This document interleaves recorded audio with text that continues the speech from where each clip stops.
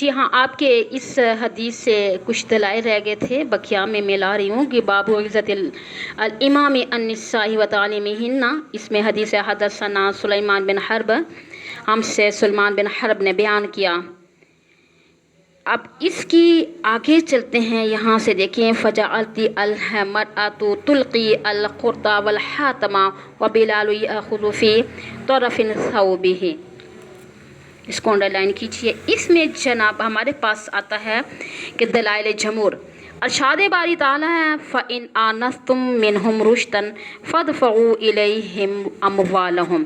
اب اس آیت سے یہ بات واضح ہو جاتی ہے کہ ان کے اوپر کوئی پابندی نہیں، یہ کہ تصرف میں آزاد ہیں۔ نمبر 2، حدیث باب میں آتا ہے نا کہ حضور اکرم صلی اللہ علیہ وآلہ وسلم نے انہیں صدقہ کا حکم دیا، انہوں نے صدقہ کیا تو آپ صلی اللہ علیہ وسلم نے صدقہ قبول کیا، اور آپ نے کسی عورت سے بھی شوہر کی اجازت کے بارے میں دریافت نہیں کیا۔ نمبر 3، حضرت ابو سعید خدری رضی اللہ تعالیٰ کی مرفوع روایت میں ہے یا معاشر النساء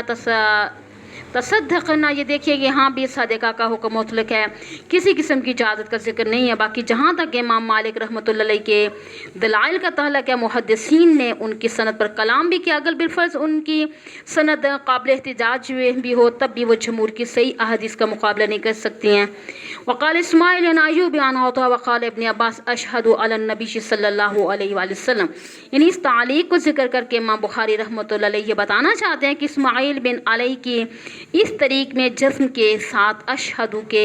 اس جملہ کی نسبت حضرت ابن عباس رضی اللہ تعالیٰ عنہ کی طرف کی گئی ہے۔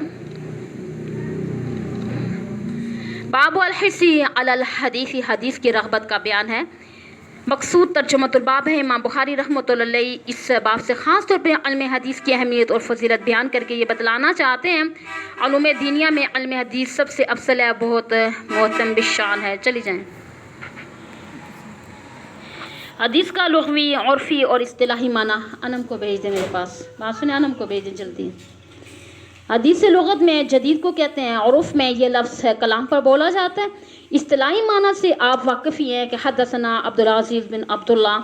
ہم سے عبدالعزیز بن عبداللہ نے بیان کیا، اس سے سلمان عمر بن ابی عمر کے واسطے سے بیان کیا، وہ سعید بن ابی سعید المقبری کے واسطے سے بیان کیا۔ ان کو چھٹی ہوگی، ان کی گاڑی آ گئی، آپ پکڑ لیں۔ وہ حضرت ابو ہریرہ رضی اللہ تعالیٰ سے روایت کرتے ہیں کہ انہوں نے عرض کیا کہ یا رسول اللہ،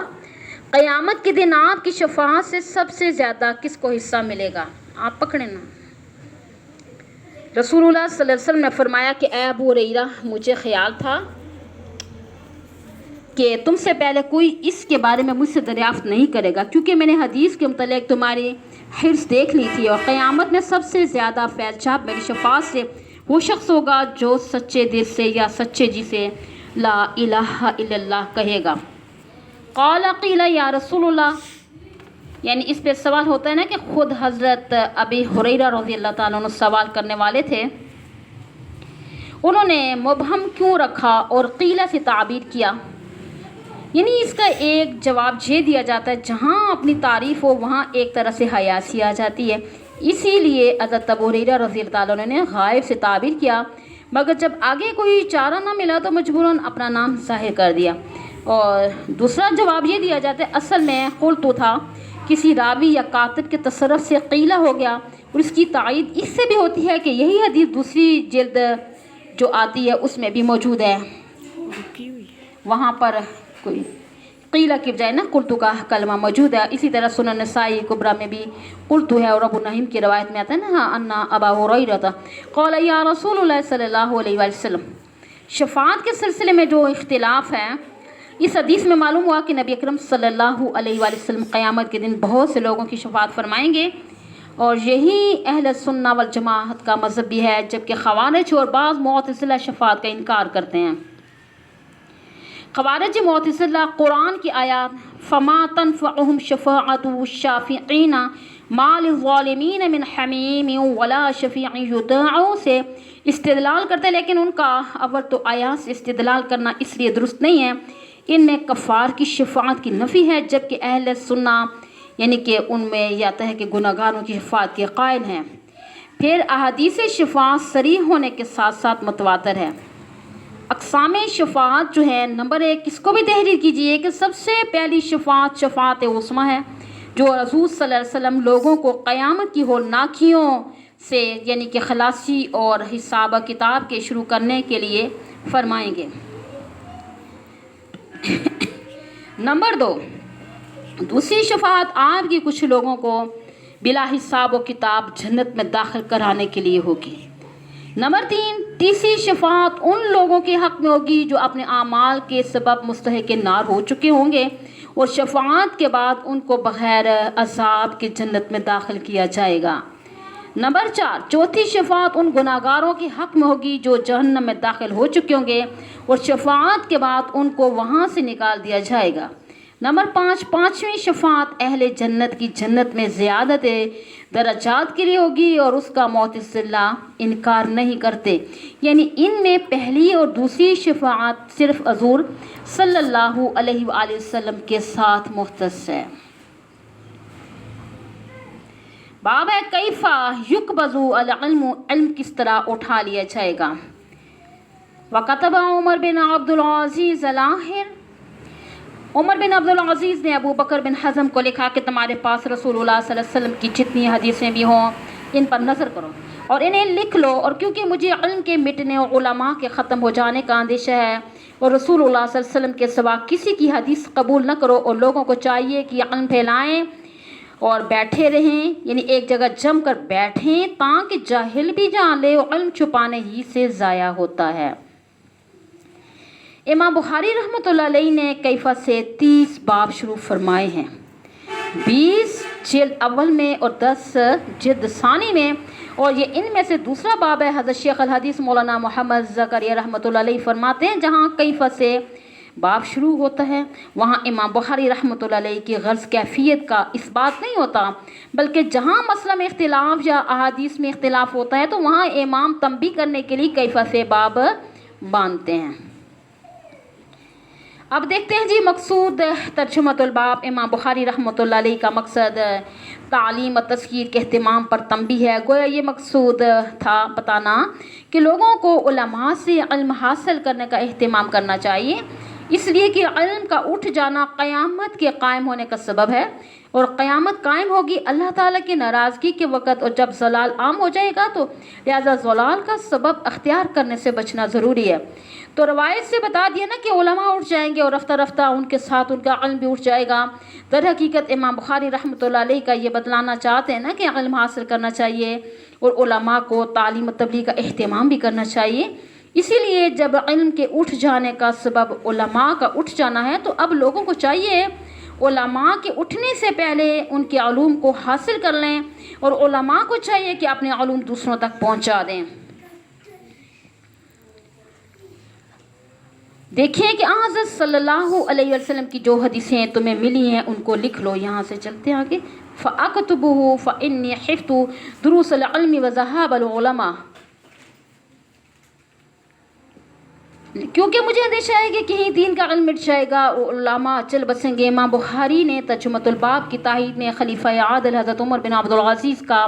मकतूब पेश किया है। इमाम बुखारी ने हज़रत उमर बिन अब्दुल अज़ीज़ का यह असर यहाँ तो मौलिक ज़िक्र किया और आगे उसकी सनद ज़िक्र फरमाई है, इसी तरह इसे मौसूल भी कर दिया। तदवीन हदीस की इब्तिदा है, इसको भी तहरीर करना होगा आपको, यानी कि हाफ़िज़ इब्न हजर अस्क़लानी रहमतुल्लाह अलैह ने फरमाया इससे तदवीन हदीस की इब्तिदा मालूम होती है, यानी कि हज़रत उमर बिन अब्दुल अज़ीज़ रहमतुल्लाह अलैह के दौर से तदवीन शुरू हुई। दर हकीकत किताबत हदीस का आगाज़ तो हुज़ूर सल्लल्लाहु अलैहि वसल्लम के ज़माना से ही शुरू हो चुका था ना, तो सहाबा कराम रज़ियल्लाहु तआला अन्हुम ने इस सिलसिले से मुस्तकिल नोश्ते तैयार किए थे। अलबत्ता बाकायदा इस सिलसिले में सरकारी एहतमाम हज़रत उमर बिन अब्दुल अज़ीज़ रहमतुल्लाह अलैह ने फरमाया था। अब देखते हैं एक शुबा है, बाद लोगों ने ना यहाँ ये समझ लिया ना इमाम बुखारी रहमतुल्लाह अलैह ने ये असर ला कर इस बात की तरफ इशारा किया कि अबू बकर बिन हज़म रहमतुल्लाह अलैह सबसे पहले मुदव्वन हदीस हैं, लेकिन इमाम बुखारी रहमतुल्लाह अलैह की तरफ ये निस्बत करना सही नहीं है। उन्होंने यहाँ के मुदव्वन का अव्वल के मसले में तारज़ ही नहीं किया। हकीकत यह कि सबसे पहले मुदव्वन इब्न शहाब ज़ुहरी रहमतुल्लाह अलैह हैं, और इमाम मालिक रहमतुल्लाह अलैह फरमाते हैं अव्वल मन दव्वनल इल्म इब्न शहाब, बहरहाल इब्न शहाब ज़ुहरी रहमतुल्लाह अलैह अलल इतलाक़ मुदव्वन अव्वल है, جبکہ اسی زمانہ میں تدوین کرنے والے ہیں ابو بکر بن حزم رحمۃ اللہ علیہ بھی۔ ولا تقبل الا حدیث نبی صلی اللہ علیہ وسلم، سوائے حضور صلی اللہ علیہ وسلم کی احادیث کے، یعنی کہ کوئی چیز قبول نہ کرو۔ علم کو پھیلاؤ، تعلیم کے لیے بیٹھو تاکہ جو نہیں جانتا اس کو سکھایا جائے، کیونکہ علم اس وقت تک ضائع نہیں ہوگا جب تک اس کو خفیہ نہ رکھا جائے۔ اب مذکورہ عبارت حضرت عمر بن عبدالعزیز کے اثر کا جز ہے، یا امام بخاری رحمۃ اللہ علیہ کا اپنا کلام ہے۔ ابن بطال رحمۃ اللہ علیہ فرماتے ہیں مذکورہ عبارت بھی حضرت عمر بن عبدالعزیز رحمۃ اللہ علیہ کا کلام ہے، لیکن صحیح یہی ہے، یہ امام بخاری رحمۃ اللہ علیہ کا اپنا قول ہے۔ اب اس کی دلیل یہ ہے، خود امام بخاری رحمۃ اللہ علیہ نے اس سے آگے جو سند ذکر کی ہے اس میں تصریح ہے حضرت عمر بن عبدالعزیز رحمۃ اللہ علیہ کا قول ذهب العلماء تک آتا ہے۔ اب امام بخاری رحمۃ اللہ علیہ کے مذکورہ قول کا مقصد جو ہے، امام بخاری فرما رہے ہیں نا کہ صرف حضور صلی اللہ علیہ وسلم کی حدیثیں لی جائیں گی، باقی آثار صحابہ نہیں لیے جائیں گے۔ تو امام بخاری رحمۃ اللہ علیہ کا مقصد یہ ہے کہ مقام استدلال میں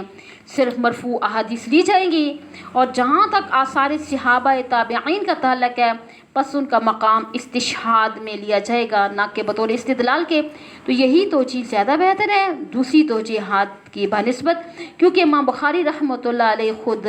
نے سینکڑوں آثار صحابہ و تابعین سے نقل کیے ہیں۔ حدثنا العلاء بن عبد الجبار الآخر، ہم سے علاء بن عبد الجبار نے بیان کیا، ان سے عبدالعزیز بن مسلم نے عبداللہ بن دینار کے واسطے سے اس کو بیان کیا، یعنی عمر بن عبدالعزیز کی حدیث ذهب العلماء تک۔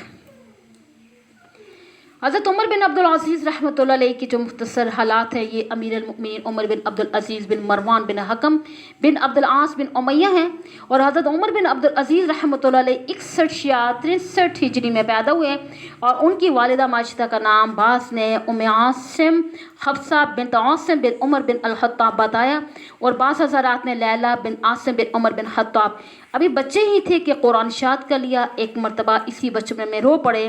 والدہ نے پوچھا تو بتایا کہ مجھے موت یاد آ گئی اسی لیے رو پڑا۔ جب ان کے والد فوت ہو گئے تو عبد الملک بن مروان نے انہیں اپنی اولاد کی طرح رکھا، پھر اپنی بیٹی فاطمہ بن عبد الملک کا نکاح ان کے ساتھ کر دیا، اور سلمان کی موت کے بعد آپ رحمۃ اللہ علیہ خلیفہ مقرر ہوئے۔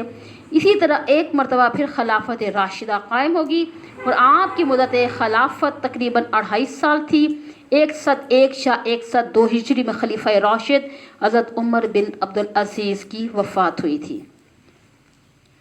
حدثنا اسماعیل بن ابی اویس الآخر، ہم سے اسماعیل بن ابی اویس نے بیان کیا کہ رسول اللہ صلی اللہ علیہ وآلہ وسلم سے سنا،